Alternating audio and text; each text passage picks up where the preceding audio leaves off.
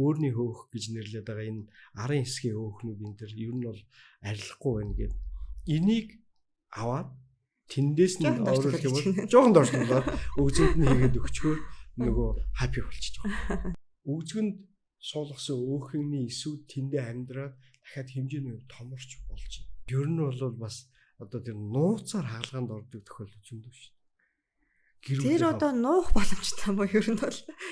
Хүнийг нэг гадагшаа ч юм уу эсвэл нэг ингээд хөдөө явангуут нараар нь орчдөг. Тэгээд орцсон байхад тэр муу яад ингээд суугаад идэх байхгүй. Сайн байцгаана уу? Тэнгэр даатгал болон сонгодоо эмнэлгийн хамтран хийж байгаа эрүүл мэндийн подкаст эхэлж байна.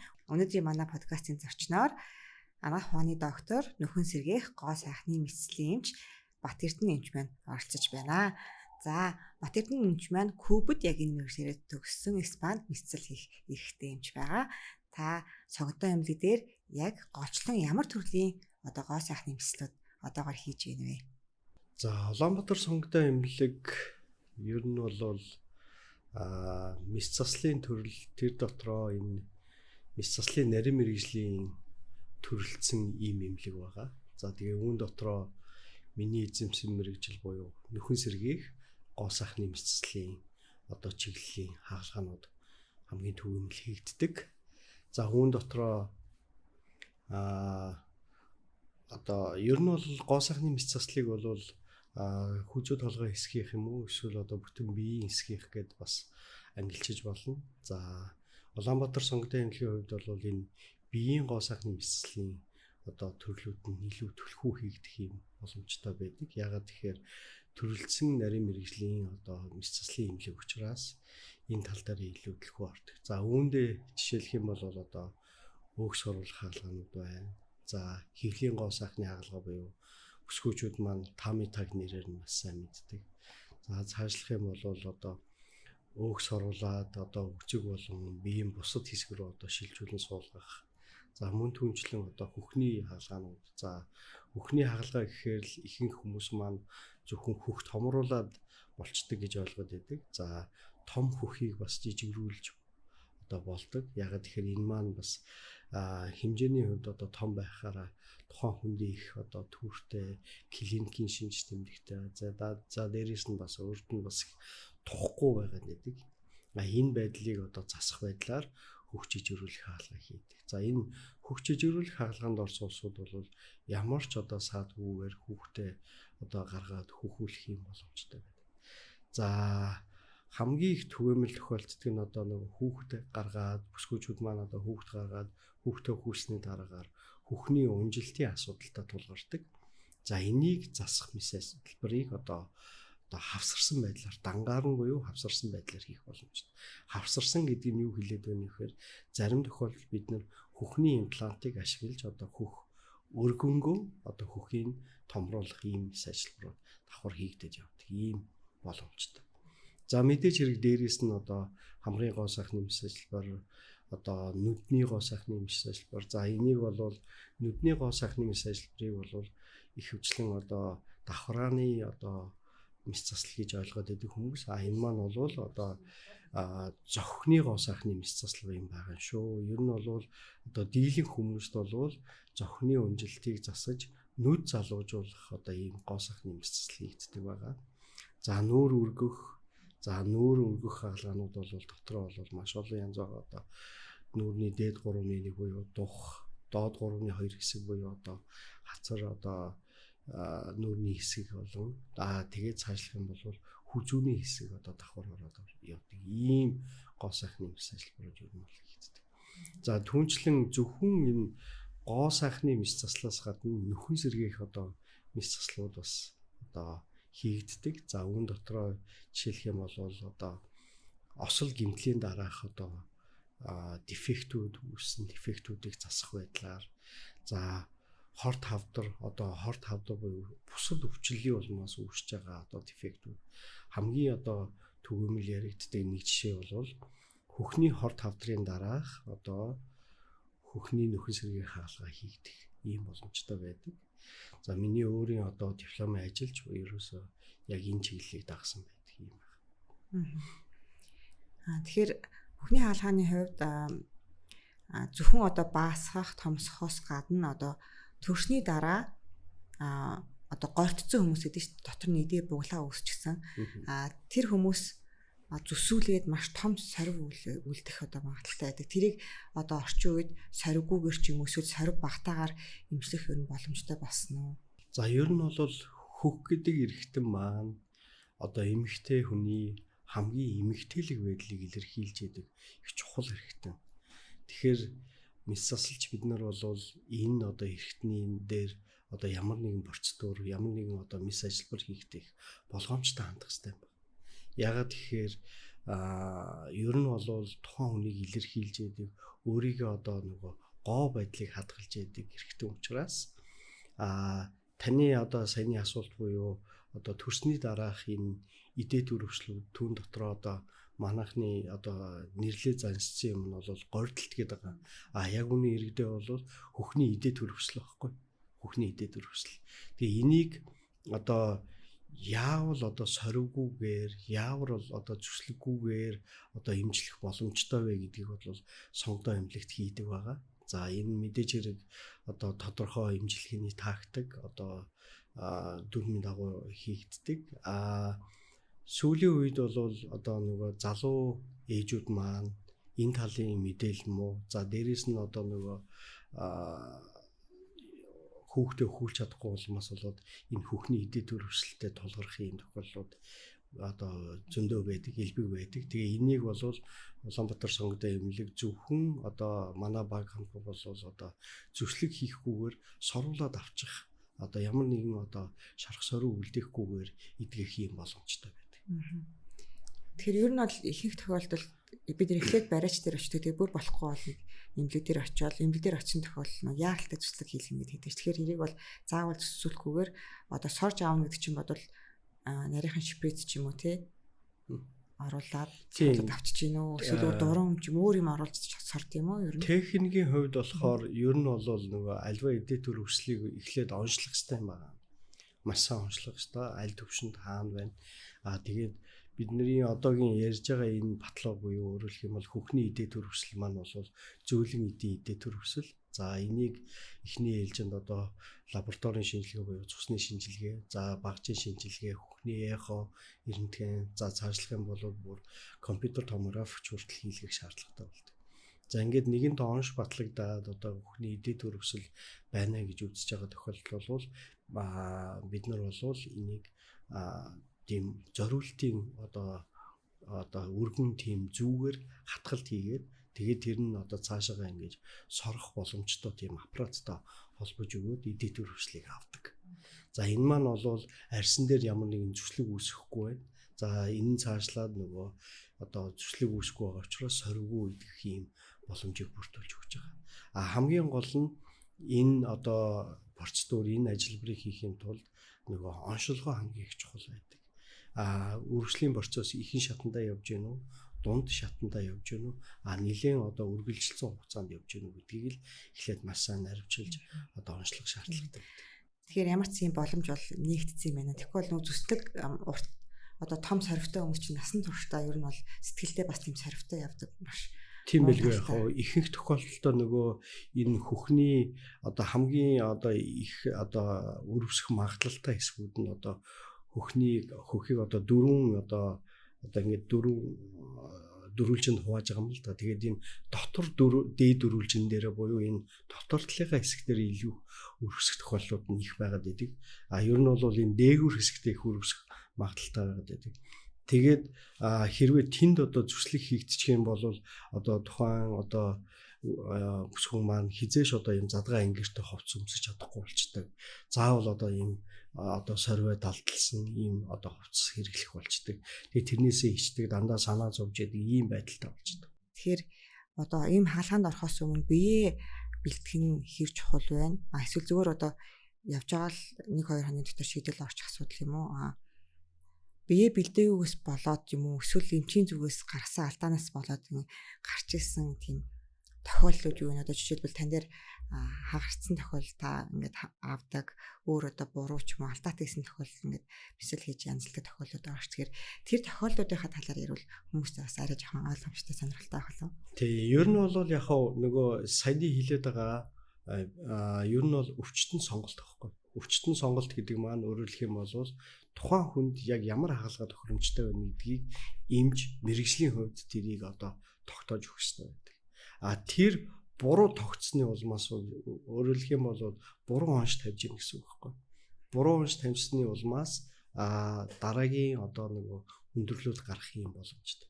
За ер нь бол зүгээр одоо хоёлаа хөхний хаалгаа ярьж байгаа учраас хөхний хаалгаан дээр жишээлх юм бол хамгийн их одоо тохиолддог асуудлууд бол нөгөө хос эргэтэн учраас мэдээч хэрэг одоо тэр хос эргэтний ижил буруу дээр доорын байдал их яригддаг. Сорвны асуудал бас их яригддаг. За мэдээж хэрэг энэ аль ямар ч мэс засалж аль болох одоо алдаа эрсдэл гаргахгүй төлөөл ажиллаж байгаа. Гэхдээ энэ маань нөгөө урдчилж харах боломжтой байдаг байхгүй. Тодорхой хувийн мэдээж хэрэг тодорхой хувийн. Одоо бүгдийг нь мэдээж чадахгүй шүү дээ. Тэгэхээр тэгж хараагүй улмаас хамгийн их одоо түүмэл тохиолддог одоо нэг алдаанууд бол сорвны асуудлууд хамгийн сүүлийн үед бол одоо энэ манай өсгөөчүүдээр одоо хөхний хаалганд орсон өсгөөчүүдийн их санаа зовж байгаа асуудал нэр байна. Сорив өөрөө одоо тэр хүнийг одоо хамгийн их одоо нөгөө нэг сэтгэл эмзэглэл одоо юу гэдгээс сэтгэл одоо хутралд оруулж байгаа нэг одоо шалтгаан болоод байгаа. Тэгэхээр энийг анханасаа за таны одоо хөхний хэлбэр хэмжээ ийм байгаа учраас би ийм зүслэгтэй хаалга хийх нэ гэдгийг нэлээд сайн тайлбарлаж өгөх хэрэгтэй. Тэгээд энэ сорив бид нэр хүсэж байгаа нь бол ийм нарийнхан зураас олж одоо эдгээсэй гэж хүсэж байна. Гэхдээ өргөсөх магадлалтай шүү гэдгийг бас тайлбарлах хэрэгтэй. Гэтэл тгээгүү улмаас нөгөө хаалганы дараа тийм хүндрэл гарчингууд тэр нь нөгөө нэг одоо эмч өвчтөн хоёрын хооронд одоо үл ойлголцол үүсдэг. За тэрнээсээ болоод одоо хин одоо хэцүү байдалд ордог, эмч ч хэцүү байдалд ордог, өвчтөн ч гэсэн бас одоо тэгээ тэр дундаа бол өвчтөнд хамгийн их хэцүү байгаад байдаг. Сорвны асуудлууд байна. За заашлах юм бол буруу байрлуулсан тохиолдлууд, хөхний имплантыг одоо буруу байрлуулад дахиж хизээч одоо хүүхэд гаргаж хөхүүлж болохгүй болсон тохиолдол хүртэл над дээр ирж ирсэн. Тийм ямар тохиолдол ах вэ? Тэгэхээр энэ маань өөрөөр хэлэх юм бол анатом бүтцээрээ эн чинь хөхний эд, булчингийн эд хоёрын хоорондын орон зайд тэр хөхний имплантыг тавих ёстой байтал зүгээр хөхний эд дундуур нь тайралт хийгээд тэгээд баг арьсанд орон шахуу хөхний имплантыг тавьсан байна. Тэгэхээр нэг өсөндөө нөгөө хөхний сүүний сувгнууд бүгдээрээ тасдагдсан байна гэсэн. Хэрвээ тэр хүн дахиж одоо жирэмслээд одоо хүүхэд гаргах гад одоо жирэмслэх юм бол хүнд нь сүү орно. Гэхдээ тэр нь нөгөө гадагшлах боломжгүй болчихж байгаа. Тэгэхээр одоо би тэр бүсгүүд юу гэж хэлж ирсэн бэ гэхээр одоо та дахиж одоо жирэмсэлж болохгүй шүү. Жирэмслэх юм бол ийм одоо эрсдэл гарах юм байна гэдэг. Над дээр ийм тохиолдол ирж ирсэн. Харамсалтай. Тийм байна. За, ер нь бол гоо сайхны хаалгаанд орох ч хүмүүс бүгдээрээ л ямар нэгэн айцтай байдаг дотроо. За, амар хөвдөх болов. Тэгээ дараа нь ямар эрсдэл гарах бол гээд. Тэгэхээр ер нь бол эмнэлгээ сонгохдоо юу ер нь анхаарч сонгох хэрэгтэй юм бэ? Ер нь бол бүгдээрээ л мэрэгжлийн эмчтэр очиж байгаа гэж бодоод очиод байгаа байхгүй. Тэгэхээр магадгүй эмчтэй найдаад очиждаг цаана хийж байгаа нөгөө хаалганы өрөө нь яг нөгөө ариутгасан өрөө байна уу? Багч нь одоо ариутгасан хэр ариутгасан юм бэ гэдэг дээр ч юм уу. Эсвэл одоо тэр хаалгаанд ороход орж байгаа баг чухал юм уу? Ер нь яг чухал үзүүлэлтүүд нь юу гэдэг юм бэ? Гоо сайхны мэсэл одоо ороход ер нь зөвхөн гоо сайхны мэсэл биш. Бүхэл мэс засал ялгаа байхгүй. Гоо сайхны мэс засал ч гэсэн одоо тэр мэс заслын салбарын нэг нь багхгүй. Тэгээд энэ ерөөсө багийн ажиллагаа. Тэгээд ганцхан нэг эмч одоо их сайн мундаг байгаад энэ одоо юу гэдгийг хаалганы үр дүн хийзээ сайн байдаг. Яг тэгэхээр нэгдүгээрт тавигдах шаардлага нь өөрөө тэр эмч мэрэгжлийн байх ёстой гэдэг шаардлага бол үнэн. Дараагийнх нь бол эмнэлгийн нөхцөл байх ёстой. Эмнэлгийн нөхцөл гэхээр юу хэлж ийнэ вэ гэхээр одоо нөгөө ариутгал халдваргүйтгэлийн орчин тэр дотроо нөгөө хаалганы өрөөний одоо тоног төхөөрөмж тэрний одоо хамгийн одоо сүүлийн технологи ярихад л одоо ерөөсөө хаалганы өрөөнүүд чинь дандаа одоо вакуум болсон байхгүй. Вакуум гэдэг нь өөрөө өөрийнхөө нөгөө тэр агаарыг шүүгээ цэвэршүүлдэг ийм технологид болсон. Улаанбаатар сонгодын эмнэлгийн одоо хаалганы өрөөнүүд тийм одоо системтэй байхгүй. Одоо нэгдсэн тийм нэг агаржуулалтын системтэй. Одоо гадны орнуудын бүхэл хаалганы өрөөнүүд ер нь бол тийм байгаа. Хаалганы үеэрх нөгөө бактери халдварыг багасгах чинь тийм. Тий ерөөсөө зөвхөн хаалганы үеч биш. Ерөөсөө хаалганы бусад үед ч гэсэн тэр орчин ариун байна гэдгийг л илэрхийлээд байгаа. Хоёрдугаарт нь нөгөө тэнд хэрэглэж байгаа одоо унтуулгын машин гэж ярихад л одоо манай унтуулгын одоо машинууд чи хамгийн сүүлийн үеийн машинууд байгаа байхгүй. Энэ болгон чинь тухайн хаалгаанд орж байгаа хүнийхээ аюулгүй байдлыг хангаж хамгийн эрсдэлгүйгээр хаалгааг явуулахыг боломжийг бүрдүүлж байна. Бид нар чинь нөгөө машинаар унтуулдаг гэж юусэн мэдэхгүй байна л да. Тарай гэл эмч тарай гэл унтуулдаг гэж ойлгоод байгаа чинь машинаар унтуулдаг юм уу? Ер нь бол тийм. Нөгөө та бүхэнд мэдэгддэг нь яг нөгөө судсаар тарай хийгээл нойрсонгууд энэ амьсгалын замд гуурс тавигдана. Өөрөөр хэлэх юм бол амьсгалын дээд замд гуурс тавигдаад тэгээд тэр маань машинтай холбогдож өгөөд машин одоо тодорхой давтамжаар биднийг одоо тэр тухайн хүнийг амьсгалуулад ингээд одоо цаг минуттай тэр хүчил төрөгч өгöd байж байгаа байхгүй. Хүчил төрөгч болон агаарын холимог явж байгаа тэнд. Тэгжээж нөгөө хүн маань тайван одоо нөгөө одоо унталтын байдалд байж байгаа байхгүй. Тэгээд бид нэр хаалгаа хийх боломжтой. Тэгэхээр энэ унтуулгын машинуудыг хэлж байгаа. Одоо хамгийн сүүлийн машинууд бол бүр нэлийн одоо супер болсон. Зүгээр одоо үнэ өртгийн хувьд ч гэсэн одоо энэ хамгийн багадаа л гэхэд одоо 500 600 сая төгрөгийн машинууд хэрэглэгдэж байгаа. Улаанбаатар сонгодог юм. Тэгэхээр чи ер нь бол эмнэлэг бол авч чадахгүй бол юм байна л да. Тэгэхээр одоо тийм машингүй газрууд яаж хүнийг хөндлөлтөг юм бэ? Тэр айгуу сонир байна. Харин тэгэхээр нөгөө том эмнэлгийн байгууллагын одоо нөгөө нэг ач холбогдол чинь тэр байгаа байхгүй юу? Мэдээч хэрэг одоо тийм өртөгтэй нэг машины чинь тэр болгон эмнэлгүүд бас аваад хэрэглээд байж чадахгүй. Тэгэхээр мэдээж хэрэг машин тоног төхөөрөмж хэрэгтэй. Тэн дээр ажиллах нөгөө баг, унтуулгын эмч маань унтуулгынхаа сувлагчтайгаа байж байна. Нийт заслын эмч маань туслах эмчтэйгээ дахиад хаалганы сувлагч, дахиад туслах сувлагч гэдэг ингээд энэ 5-6 хүний баг бүрджээж одоо нэг хаалгаанд ордог. Бүр хамгийн багадаа. Тэгээд тэрний чинь цаана дахиад тэр нөгөө тасагт бэлдэж байгаа сувлагч, хүлээж авч байгаа сувлагч, тэгээд эднэрийн тэр ахлах сувлагч нар гэдэг энэ болгон чинь бол одоо бүхэл нөгөө тэр тухайн хүнд үйлчлүүлж байгаа үйлчилгээний багийн л ажиллагаа байхгүй. Тэгээд дээрэс нь одоо нөгөө багажнууд байна. Бидний багажнууд чинь зориултын одоо тэр газын хариуцлага гэдэг юмар одоо хамгийн сүүлийн үеийн технологийн хариуцлагчаар тэгж хариуцгаж бэлдсэн байж байдаг.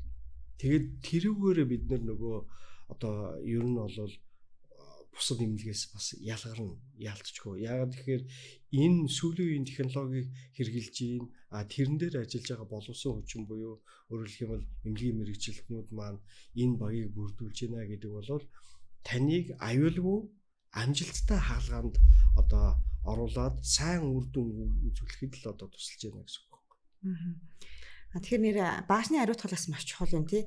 Газын хариуцлага гээд бас өөр хариуцлагаар хийдэг юм чи. Юу нь урд нь бол нөгөө уурын хариуцлагыг хөвчлээ ашигладаг. Халуунаар хариуцлага гэсэн үг тий. Хариуцлага гэсэн. Одоо бол уурын хариуцлагыг хэрэгжилж байгааг үл хэрэгжилж байгаа. Гэхдээ тэрнээс давуу тал нь нөгөө газын хариуцлага болоод ирсэн байна. Зарим одоо нөгөө нэг багаж тоног төхөөрөмжүүд чинь нөгөө өндөр температурт энэ төр бас хайлах юм, гэмтэх юм эрсдэлтэй байдаг. Гэтэл газын хариуцлага бол тийм өндөр температур өгөхгүй хэрнээ багаж тоног төхөөрөмжийг бүрэн хариуцах юм боломжтой болж байна. Нэр бас хаалханд орё гэж бодож байгаа бол цаадаас зөвхөн эмчээс гадна тийм судлах зүйлүүд маш олон байдаг юм биш үү? Энийг бол бас хүн болгон сайн тийм болоо гэж бодож байна тий. Би бол бас энэ талаар хэзээч бас бодож байгаагүй байсан юм байна. За дээрэс нь одоо хаалгаа гэхээр хамгийн түрүүнд хүмүүс өвдөлт бодогддог л та хэр их өвддөг. Ер нь хамгийн их өвдөлт өгдөг хаалгаа нь ер нь ямар хаалгаа байдаг вэ? Миний бодлоор тэр өөх сурвал хамгийн амар өвддөг байхаа. Яг таны энэ асуулт миний өрөөний хаалгаар орж ирж байгаа энэ өвчтнүүдийн хамгийн их төгөөмөл асуултуудын нэг багхгүй. Хаалганы дараа их өвдөх юмчээ би их одоо зовёртой байх болов гэдэг ийм санаа зовнил одоо маш их байдаг. Тэгэхээр ер нь бол альва хаалганы дараа өвдөлтийн менежмент гэдэг ийм эмчилгээний тактик байна. Улаанбаатар сонготой эмнэлгийн хувьд бол энэ өвдөлтийн менежментийг одоо маш өндөр түвшинд хийх боломжтой. Бид нэр шаардлагатай гэвэл морфин хүртэл ашигладаг. Шаардлагатай гэх юм. Ер нь бол морфин бол яг одоогийн бидний хэрэгжилж байгаа хамгийн дээд зэрэглэлийн одоо өвчин намдагч байхгүй. Тэрэнд хүрэхгүйгээр бид нэр өвдөлтгүйгээр одоо тэр хүнийг хаалганы дараа одоо тайван амгалан тэгээд одоо чөлөөтэй байлгахын нөхцөлийг бүрдүүлж өгч байдаг.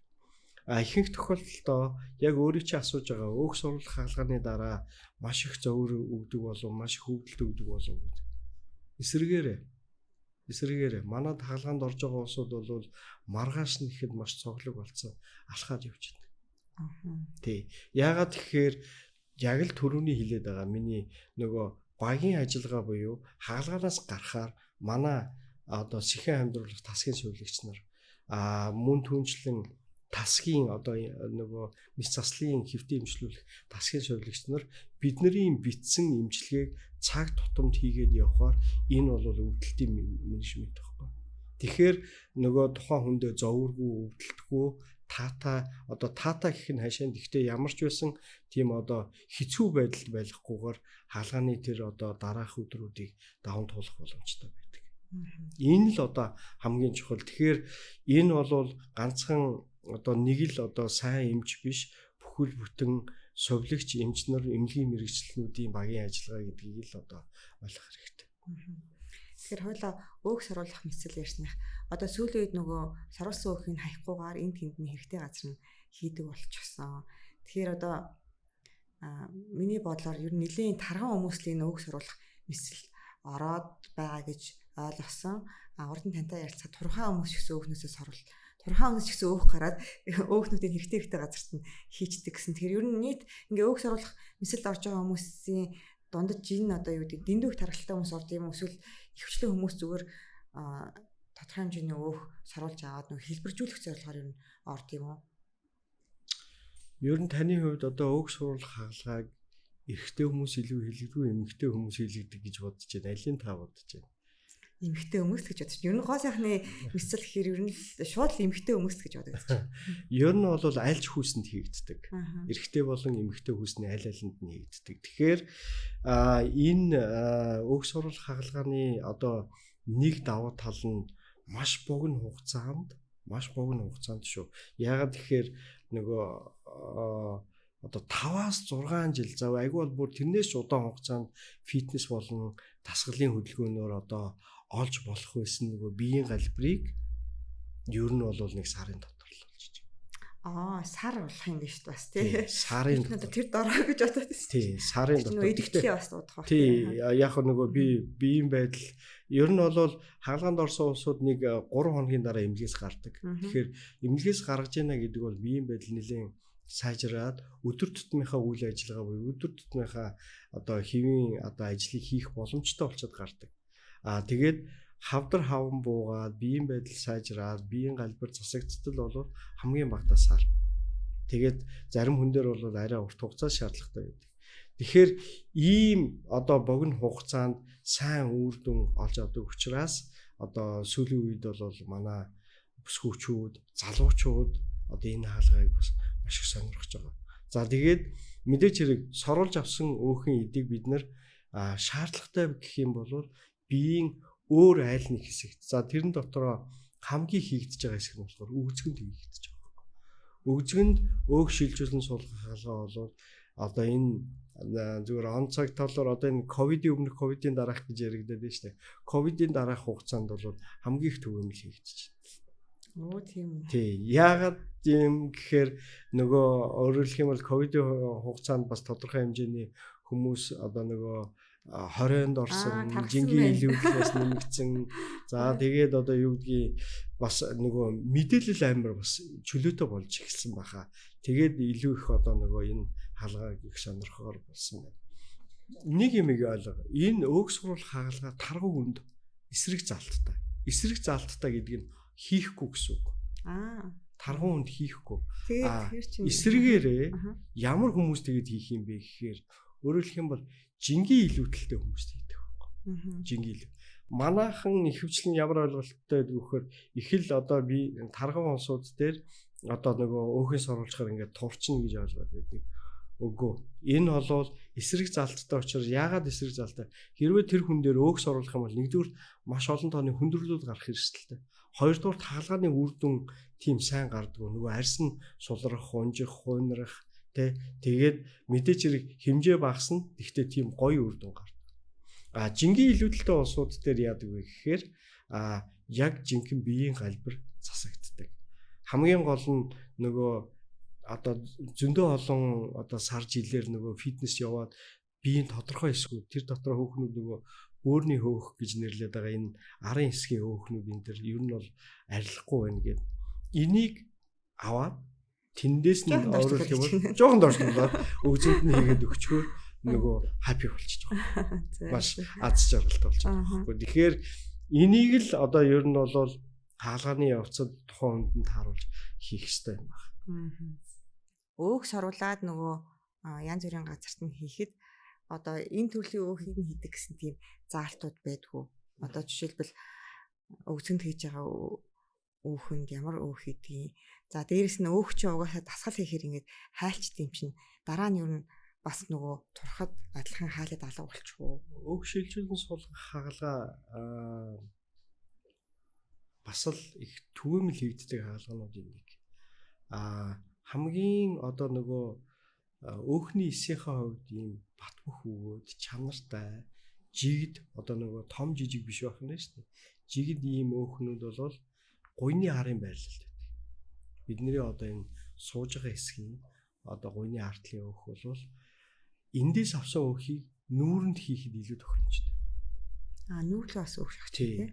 Одоо өөрөөр хэлэх юм бол тухайг илүү төвгөр болгоход ерөөсөө өөхөл ашигладаг.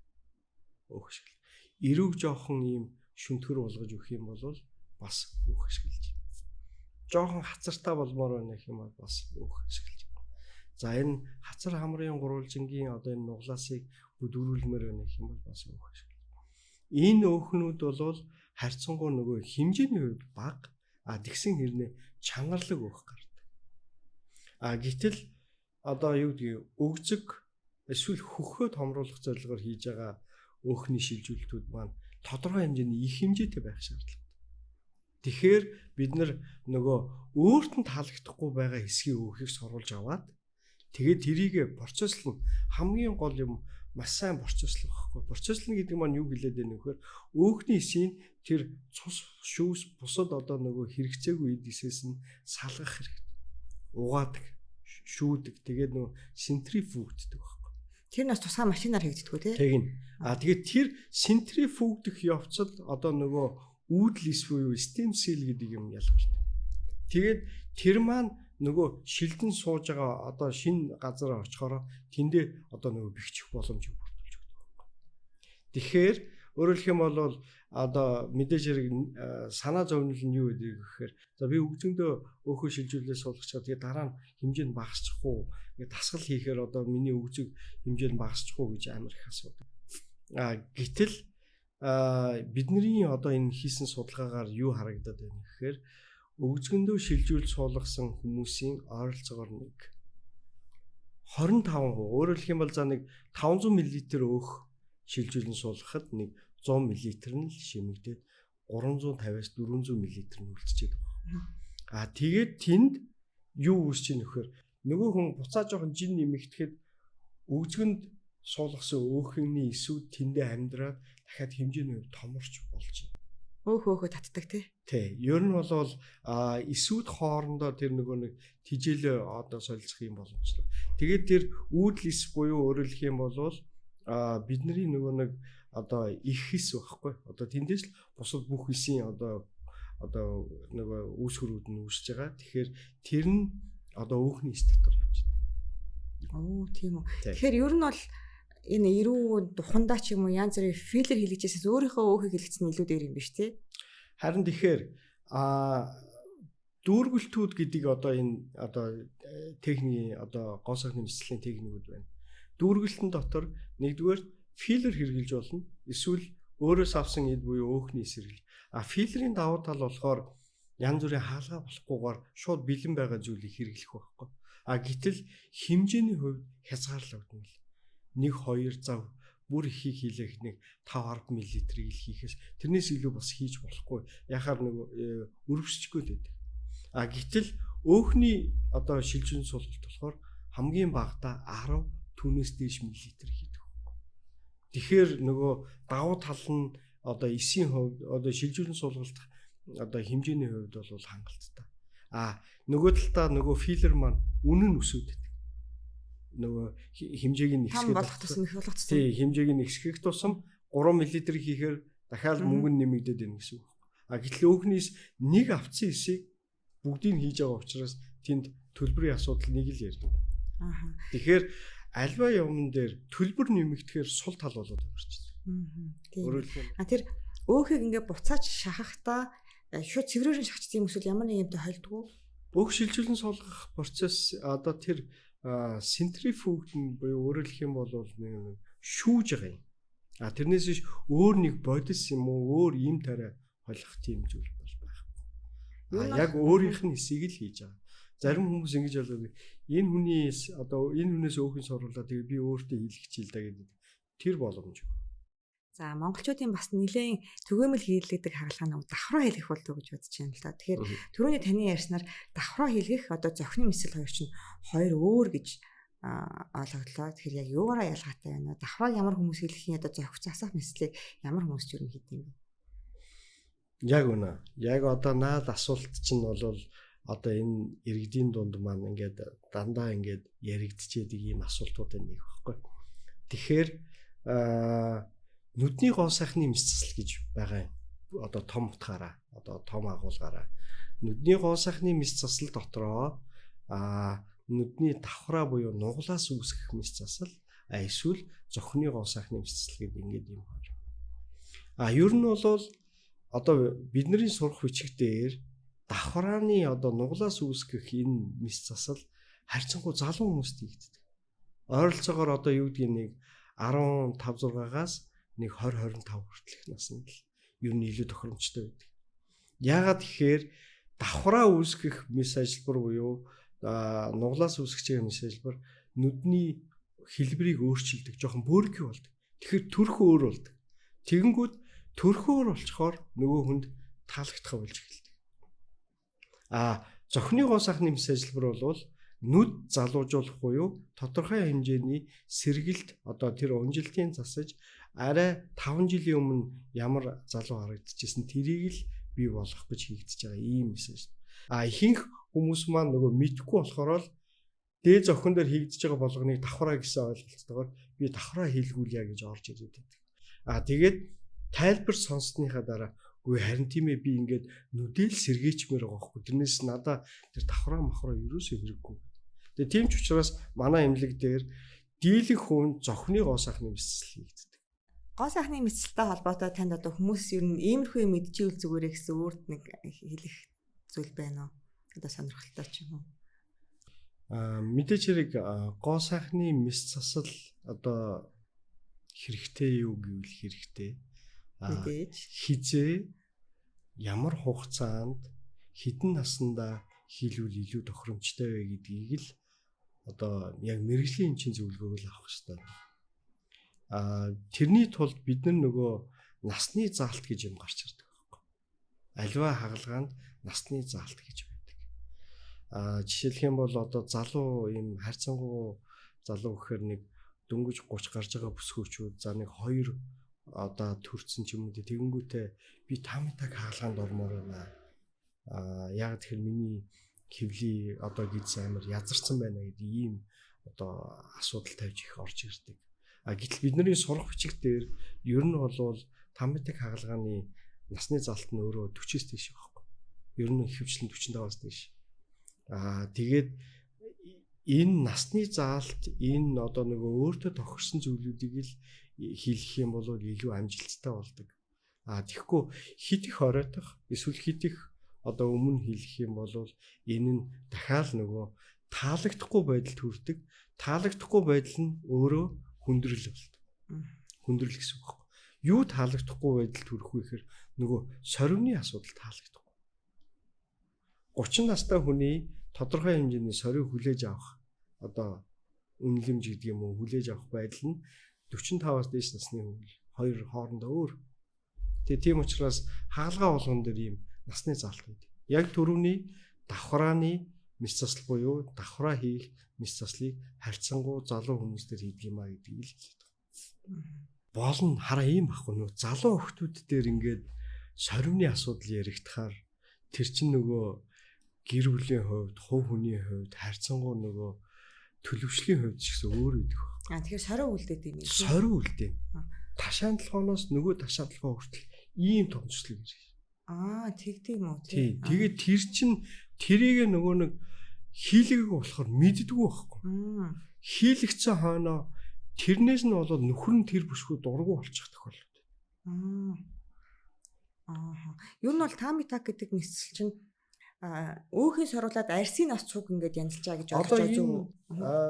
Хүүхний нөгөө кисер хаалгаа гэдэг нэг 10 санжийн төслийг хийлэгцсэн. Тэрийг 3 дахин том. 30 санж, 40 санж их байна. Тийм том сорив үлддэг юм. Тий.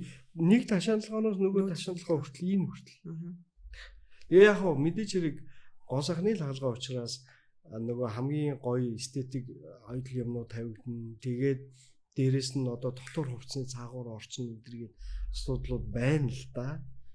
Гэхдээ харьцангуй залуу бүсгүүдээр энэ нь бас нөгөө хувийн харьцаанд хүртэл асуудал үүсгэх боломжтой байдаг. Тэгээ би тийм учраас би зөвлөдөг байхгүй. Чамд арай л болоогүй байна. Чи жоохон хүлээвэл яасан гэд. Тэргүй энэ эз чи ингээ унжаад штэ гэд ингээд идэх байхгүй.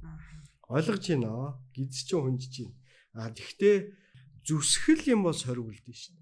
Тэгтээ нөгөө сорин маань нарийнхан эдгээсээ гэдэг тэр технологиг л би одоо нөгөө нэг заалгасан байхгүй. Тэгэхээр тэрнийг л тэр хүн дээрээ хэрэгжүүлнэ л гэсэн. Тэр одоо тамитакаар язралтай арсыг юу нь бол ингээд татаад янзтаад багасгах нь. Бүр бол арил. Бүр авч чадахгүй. Хаа хүртэл авч чадгаар байна. Тэрийг бас юу яадаг байхгүй. Үздэг байхгүй.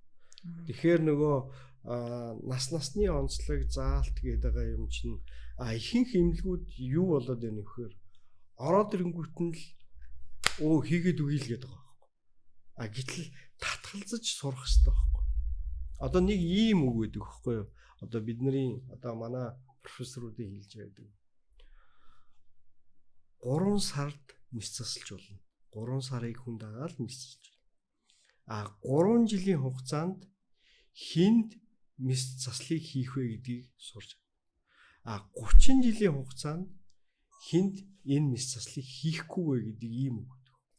Тэгэхээр нэлээ одоо нөгөө туршлага сууж яж энэ хүнд би энийг хийхгүй гэдэг ийм одоо нөгөө юу өсдөг байна. 3 жилийн хугацаанд бол хаалгаагаа хийдэг тийм одоо энэ хаалгааг энэ хүнд хийх ёстой гэдэг юм.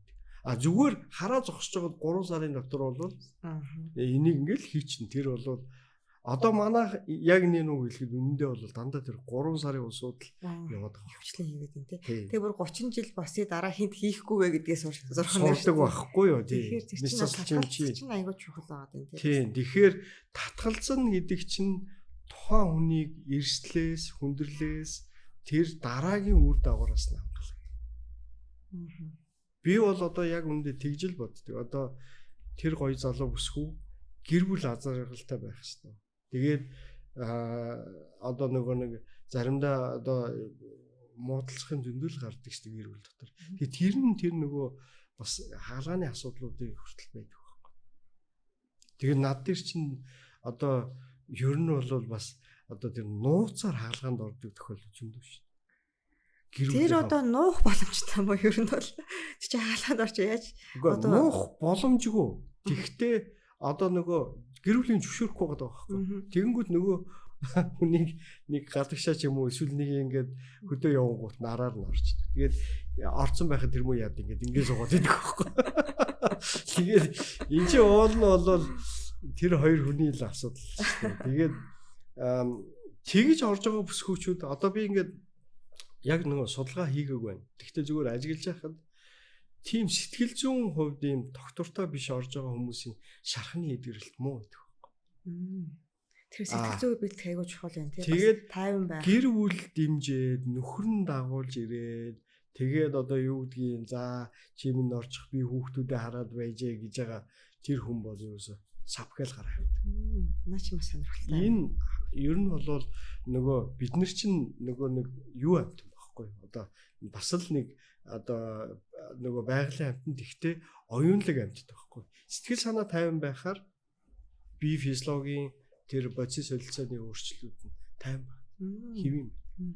Өстой сонирхолтой юм байна. Тий. Тэгэхээр энийг л ер нь бол энэ зөвхөн миний хаалгаан дээр биш. Бусад хаалгаанууд дээр ч гэсэн тийм байна. За баярлалаа. Өнөөдрийн ярилцлага маш сонирхолтой болсон баг гэж бодож байна. Та бүхэнд асуух асуулт байвал доор комментээр бичээрэй. Баярлалаа, баяртай.